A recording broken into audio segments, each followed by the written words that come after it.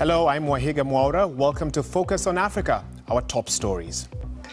More people than ever with HIV are living normal lives, but the UN says more needs to be done.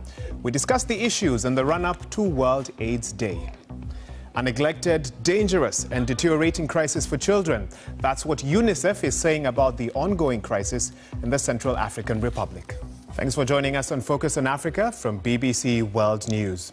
World AIDS Day celebrates its 30th anniversary on Saturday, and the theme for this year is Know Your Status. Significant progress that has been made in the fight against the disease since 1988. Professor Kenneth Ngure joins me now from Nairobi. He's a research scientist at the Jomo Kenyatta University who spent 20 years studying the disease. Professor, tell me this, compared to a decade ago, the situation seems much more stable, and the UN is even talking about ending this epidemic altogether by the end of the next decade. What has made this possible? Thank you. Thank you for inviting me. As an African scientist, I'm happy to say that in the last 10 years, we've made a lot of good progress in the area of HIV prevention. 5 years after Bangui descended into bloodshed, life in the Central African Republic has become more dangerous for children in a country where 1 in 4 children is either displaced or a refugee.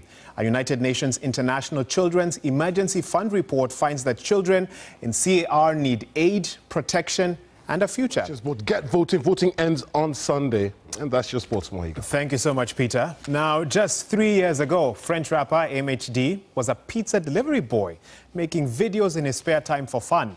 Now, he's one of the fastest rising rappers, performing at some of the world's biggest music festivals. Yvette Twagira Maria went to meet him.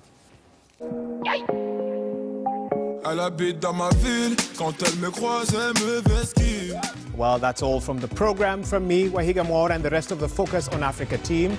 Goodbye.